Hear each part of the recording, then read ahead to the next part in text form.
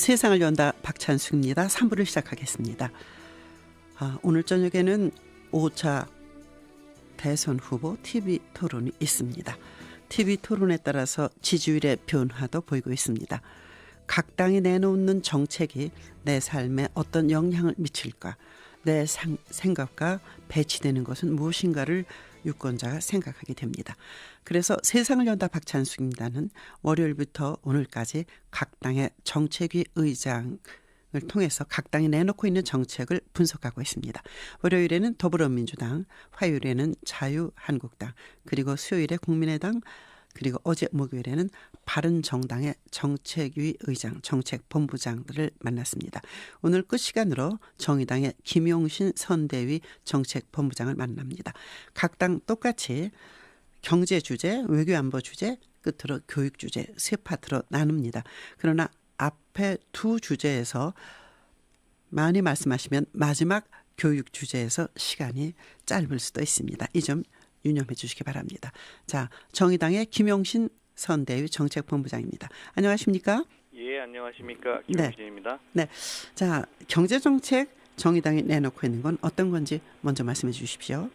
예, 정의당의 경제정책의 핵심 과제는요. 네네. 경제 불평등을 해소하는 것이고요. 네. 지난 60년간 우리 사회는 재벌 공화국이었습니다. 네. 재벌 대기업에 편중된 경제 구조를 바로 세우는 것이 가장 중요하다 이렇게 생각하고 있고요. 네네. 정의당은 무엇보다 정의로운 경제를 이야기하고 있는데요. 네. 간단합니다. 내 임금이 오르는 경제, 네. 내 소득이 늘어나는 경제, 네. 내 일자리가 좋아지는 경제가 바로 그것입니다. 네네. 그 방법은 어떤 걸 제시하고 네. 계십니까? 경제 불평등 해소의 첫 걸음으로 생각하는 것은 소득 불평등 해소입니다. 네네. 이를 위해 정의당은 이제 국민월급 300만 원 시대를 열겠다고 공약한 바가 있습니다. 네. 근데 반응이 좀 많이 갈리더라고요. 네. 어떤 분들은 그게 300만 원이 되겠어 이런 분도 계시고요. 네. 300만 원 너무 적은 거 아니냐 이런 분도 네. 계십니다. 네. 근데 사실 이제 그 작년 9월 기준으로요. 네. 우리나라 노동자들의 평균 임금이 한 237만 원 정도 됩니다. 네네. 그리고 이제 월급 200만 원이 아직 안 되시는 분들도 한 1,100만 명 정도 돼서요. 네네. 그 10명 중에 한 6명 정도 네. 는 아직 이제 200만 원이 안 되고 있어서 아하, 네. 정의당 심상정 후보는 임기 내에 네. 국민월급 300만 원 시대를 열겠다고 말씀드린 겁니다. 그 아시겠지만 네. 그 이명박 정부나 박근혜 정부가 이제 747이다, 네네. 474다 이런 공약을 냈잖아요. 네네. 근데 이게 이제 1인당 국민소득을 4만 불로 하겠다는 거였어요. 네. 근데 이게 일반 국민들에게 사실 피부에 와닿지가 않아요. 네네. 지난해 이제 우리나라 국민소득이 한 2만 7천 불 좀 넘었는데요. 네. 우리나라 돈으로 하면은 한 3,300만 원 정도 됩니다. 네. 2인 가구면 한 6,600만 원이고요. 네. 4인 가구다 그러면 이제 1억 3천이 넘는데 네. 이게 사실 서민들한테는 다 그림의 떡입니다. 네. 그 이유가 사실은 이제 국민소득이라는 게 임금소득, 뭐 사업소득 등등 해서 가계와 기업소득을 모두 포함하기 때문에 네. 일반 서민들의 소득 수준은 제대로 드러내주질 못한다. 아하, 네. 그래서 저희가 이제 국민월급 300만 원이라고 하는 것으로 그런 공약을 내걸게 된 것입니다. 네. 이제 공약을 실행할 수 있는 수단이요. 그런 게 참 네네. 필요하지 않습니까? 예, 예. 네. 이제 이 국민월급 300만 원을 이제 실현하려면 무엇보다 이제 소득 양극화도 줄여야 되고요. 네네. 이제 바닥을 올리면서도 이제 천장은 낮춰야 됩니다. 네. 네. 그래서 저희는 이제 2020년까지 최저 임금을 1만 원으로 인상해서 네. 바닥을 올린다 이렇게 생각하고 있고요. 네. 지금 현재 최저 임금이 월 기준으로 한 135만 원 정도 됩니다. 네.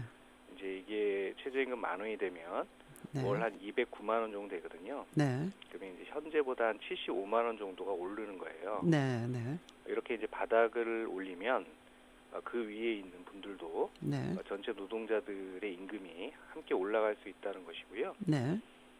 반대로 사실 이제 그 CEO 등 네. 대기업의 고위 임원들에게는 이제 최고임금제를 실시해서 아하, 네, 네. 천정은 좀 낮추자는 겁니다. 네, 네. 그래서 우리나라 지금 이제 10대 그룹의 네. 경영자들의 보수가 네. 일반 직원에게는 한 35배, 아하, 예.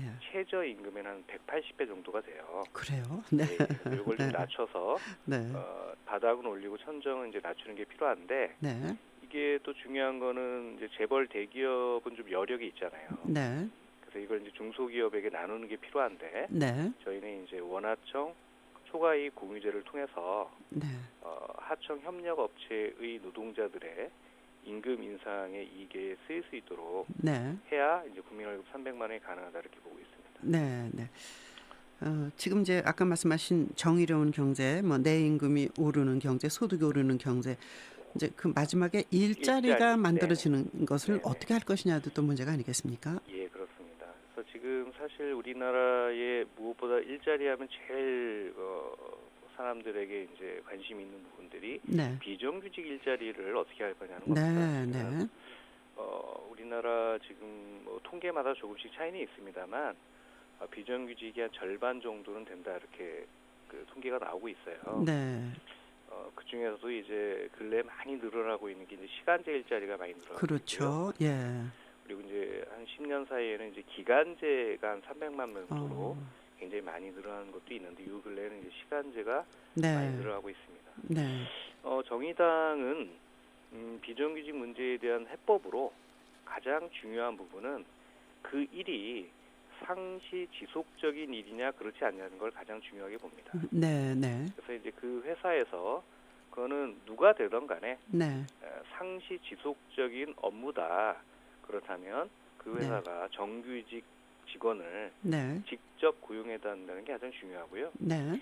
그럼 이거 어떻게 할 거냐 하면 이제 그런 원칙하에 예외적인 그 사유에서만 네. 비정규직을 쓸 수 있게끔 하는 그걸 이제 비정규직 사용 사유를 제한한다 이렇게 하는 거예요. 예. 그리고 저희가 얘기하는 건 그렇게 한 세 가지인데요. 네네. 그러니까 뭐 출산이라든가 네. 육아라든가 질병이라든가 부상이 발생하면 네. 그때는 이제 좀 대체 인력이 필요하잖아요. 네네. 그럴 그렇죠. 때는 이제 비정규직을 쓸 수 비정규직을 있다. 있다는 거고요. 네. 요즘에는 물론 이게 많이 좀 달라졌습니다만 이제 계절적인 그런 그 필요도 있어요. 네. 그런 경우에도 이제 비정규직을 쓸 수 있고 네. 예컨대 프로젝트 사업 같은 게 있습니다. 네네. 예컨대 뭐 6개월 프로젝트 사업이나 1년 프로젝트 사업 같은 경우에는 네. 그런 경우에는 이제 비정규직을 쓰고 네. 그렇지 않은 모든 경우에는 네네. 상시 지속 업무라고 한다면 정규직을 써야 된다는 게 가장 중요하고요. 예. 두 번째는 이제 아까 얘기했던 이제 그 시간제도 있고 네네. 다른 방식도 있기 때문에 동일 노동의 경우에는 동일 예. 임금 원칙을 좀 적용하자. 네네. 그래서 이제 임금이라든가 근로 조건에 있어서 차별을 좀 제거하는 거 네네. 굉장히 중요하다 보고요. 네네. 우리나라에서 급격히 이제 IMF 이후에 드러나기 시작한 게 이제 파견 노동이에요. 네. 그래서 이 파견 노동은 사실은 어떻게 보면 노예 노동에 가까운데 아하. 이것은 이제 단계적으로 폐지해 나가고 네. 특히 이제 불법 파견의 경우에는 네. 현행 법의 취지도 그러합니다만 정규직 전환을 원칙으로 해야 된다. 네. 자동으로 정규직으로 전환시켜야 된다는 거고요. 네. 뭐 기간이 지나면 자동으로 정규직이 되도록. 예, 네네. 그러니까 불법 파견이 확인되면 네. 그런 거고요. 그다음에 요즘 문제가 많이 되고 있는 게 이제 진짜 사장 나와라 이런 걸 굉장히 많이 요구하고 있어요. 네, 그 이유가 뭐냐면 네. 하도급이라든가 이제 이런 걸 맺어서 하는데 네. 이제 민간 위탁을 통해서 하는데 네. 그 사실 이제 도급 업체들은 사실은 권한이 없거든요. 네. 네. 그러니까 이제 그런 간접 고용 노동자들이 노조를 만들어도 네네. 이 교섭할 대상이 없는 거예요. 아하, 그렇군요. 그래서 예. 이제 원청과 교섭을 할 수 있게끔 해달라는 것이고요. 네. 네. 그다음에 이제 학습지 교사나 네. 뭐 덤프트럭 운전하시는 분들 같은 경우가 이제 특수고용직 노동자예요. 네. 네. 그러니까 실제는 업무 지시라든가 이런 걸 다 받음에도 불구하고 네. 노동자를 인정 못 받고 있기 때문에 네. 이분들의 이제 노동자성을 인정하면 아하. 네. 이분들의 노동 3권이 보장되면서 네. 제대로 권리를 이분들도 행사할 수 있도록 해줘야 한다. 알겠습니다. 이게 저희가 생각하는 겁니다. 경제 정책에 많은 시간을 할애하셨습니다. 왜냐하면 이제 그러네. 정의당이 갖고 있는 또 특성도 그렇다고 생각이 듭니다. 예. 그 귀족 노조에 대한 그 입장은 어떻습니까? 사실은 이 귀족 노조라고 하는 표현이 네. 좀 어폐는 있다고 생각을 해요. 네네. 그래서 이제 일부 이제 임금이 네. 높은 이제 노조나 대공장들이 있는 건 네. 사실이고요. 연봉 뭐 1억 원들만 있지 물론 뭐 않습니까? 그렇습니다. 이제 짧게 그분들은 답변하셔야 됩니다. 다음 그래요? 주제 때문에. 예, 네. 예, 예. 그래서 이제 그런 거는 이제 노노 갈등으로 몰아갈 문제는 아니라고 생각하고요. 네. 대공장의 이제 정규직 노동자들도 이른바 재벌과 대기업이 네. 사회적 책임을 분명히 한다면 뭐 노동시간 단축이라든가 네. 임금 인상률을 좀 조정한다거나 또 이제 사회보험료를 많이 부담하는 형식으로 해서 네. 사회적 연대에 적극적으로 나설 수 있을 것이다 저희는 그렇게 보고 있습니다. 네. 비계인이란 새로운 용어에 제가 놀랐습니다. 비정규직, 계약직, 인턴. 예. 지금 젊은이들의 고민도 여기 있다고 합니다. 자, 다음 외교안보정책으로 넘어가겠습니다. 정의당의 김용신 선대위 정책본부장을 만나고 있습니다. 외교안보정책에 대해서 말씀해 주십시오. 저희 정의당의 이제 외교안보정책의 방향은요. 네. 그 적극적인 평화 전략입니다. 네, 네. 현재 안보 위기와 갈등에 대한 임시적 대응 조치를 넘어서야 한다는 것이고요. 네, 네. 위기와 갈등의 근본 원인을 찾아서 해결하는 것이 이제 적극 평화 전략이라고 봅니다. 네, 네. 지금 각 정당들이 이제 정책들을 내고 계신데 목적을 좀 분명히 할 필요가 있겠다 생각해요. 네. 북한에게 대한 대응책으로 뭐 사드다, 전술핵이다 이런 얘기를 하시지만 네. 저희가 생각하는 것은 그 위기의 근본 원인인 네. 북한 핵을 없앨 수 있는 방법이 뭐냐. 네. 그리고 한반도의 이 불안정한 정전 체제, 협정 체제를 평화협정으로 가는 그런 평화 체제를 수립하기 위한 그 네. 목적에 부합하는 것이냐. 네. 그리고 그것에 대한 방도가 뭐냐. 네. 이게 굉장히 중요하다고 생각하고요. 이걸 위해서는 사실 이제 주변 강대국들 사이의 이익이나 네. 이해에 대해서 우리가 적극적으로 조정도 필요하고요. 네. 촉진자 역할도 해야 됩니다. 네. 그래서 무엇보다 중요한 거는 어떠한 경우에도 전쟁은 있어서는 안 된다. 네. 네. 그리고 평화만이 살기다라고 하는 걸 분명한 원칙하에 문제를 풀어나가야 된다고 보고요. 네. 26일 날 새벽에 네. 그 사드가 사실 기습으로 네, 배치가 됐죠. 예. 배치가 되는데요. 이건 사실은 대선을 불과 2주도 안 남긴 상태에서 네. 한미 그 정부 당국이 사드 알박기한 거다 저는 이렇게 보고 있고요. 네, 네. 굉장히 강력한 규탄이 필요하다 이렇게 보고 있습니다. 네, 네. 특히 이제 우리 국방부 태도가 문제예요. 네. 지난 17일 날에는 단기간에 배치되기 어려울 것이다라고 했어요. 네. 그러면 정말 몰랐다면 무능한 거고요. 네. 알고도 그런 얘기를 했다면 사실은 국민을 속인 겁니다. 네, 네. 그리고 양국 당국의 이제 절차도 무시한 게 문제인데요. 네. 사실 작년에 국방장관은 환경 영향 평가를 하겠다고 했어요. 네, 네. 근데 이번에 이제 한미는 그 약간 꼼수를 썼거든요. 네. 써서 이제 소규모 환경 영향 평가를 받게 되어 있는데 그래도 네. 이 협의 절차도 밟지 않고 사실은 이 배치부터 한 겁니다. 그래서 저희 정의당은 네. 차기 대통령이 당연히 뭐 정의당을 포함해서 환경 영향 평가법 47조에 따라 네. 환경부 장관을 통해 사드 공사에 대한 중지 명령권을 즉각 발동할 계획이고요. 네. 이를 통해 공사를 중단할 계획입니다. 알겠습니다. 교육 정책도 중요하기 때문에 한 3분 정도밖에 남지 않았습니다. 예. 네. 네, 교육 정책 말씀해 주십시오. 네네. 사실 우리 교육의 이제 고질적인 교육 적폐를 해결하는 게 굉장히 중요합니다. 네. 사실 이제 우리 학생들과 학부모들이 고통스러워하는 것은 아이들의 열패감만 조장하는 극단적인 경쟁 교육에서 힘들어하는 것이고요. 네, 네. 부모 신분에 따라 이제 교육 기회까지 세습되는 신분 세습 교육, 그리고 사실은 살아가는데 큰 도움이 안 되는 네. 그런 화석화된 죽음 교육을 이제는 바꿔야 된다. 네, 네. 이런 얘기를 하고 계신 겁니다. 특히 지금 교육의 위기가 있는데요. 네. 4차 산업혁명으로 인한 위기도 있습니다만 네. 우리 학생들이 그 인구수 절벽과 함께 학생수 네. 절벽도 오고 있어요. 그렇죠. 이런 예. 시대를 맞아서 이제는 다양성과 평등을 핵심 원리로 하는 교육혁명을 시작해야 될 때로 보고 있고요. 네네. 정말 중요한 거는 우리 아이들의 개성과 네. 잠재력을 발현시킬 수 있는, 그리고 그렇죠. 예, 예.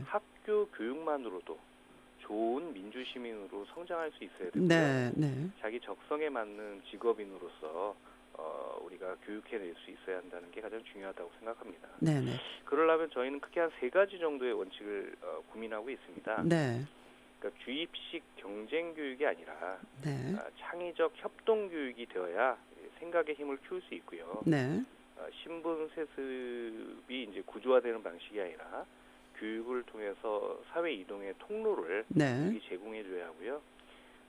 묻지마 교육이 아니라 네, 정말 사는데 도움이 되는 그런 교육이 돼야 합니다. 네, 네, 그래서 이제 저희가 이제 여러 교육 정책들을 갖고 있는데요. 네, 몇 가지만 좀 소개드리면 네, 네, 일단 고등학교 입시와 관련된 부분은 네, 그동안 이제 일반고를 황폐해온 아무래도 외고나 자사고와 국제고가 네, 이제 이런 부분들 이제 일반고로 전환시켜야 된다 이렇게 생각하고 있고요. 네, 1분 안에 정리하셔야 됩니다. 그래요. 네, 네, 네.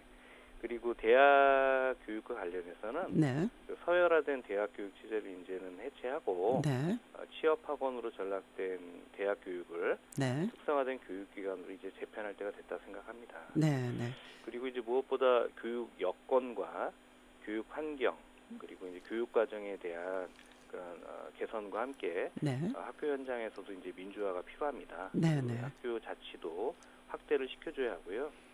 무엇보다 중요한 거는 이제 교육혁명을 하기 위해서는 네, 교육 미래위원회를 중심으로 네, 네, 중장기 교육개혁 방안을 수립하고 네, 네, 광범위한 그런 사회개혁을 동반하는 네. 그런 교육개혁들을 준비하고 추진해야 한다는 게 저희의 생각입니다. 알겠습니다. 월요일부터 오늘 금요일까지 각 당의 정책위 의장, 정책본부장들을 통해서 각 당이 갖고 있는 경제 그리고 외교 안보, 교육에 관한 정책을 점검했습니다. 오늘은 정의당의 김용신 선대의 정책본부장이었습니다. 감사합니다. 예, 고맙습니다. 네.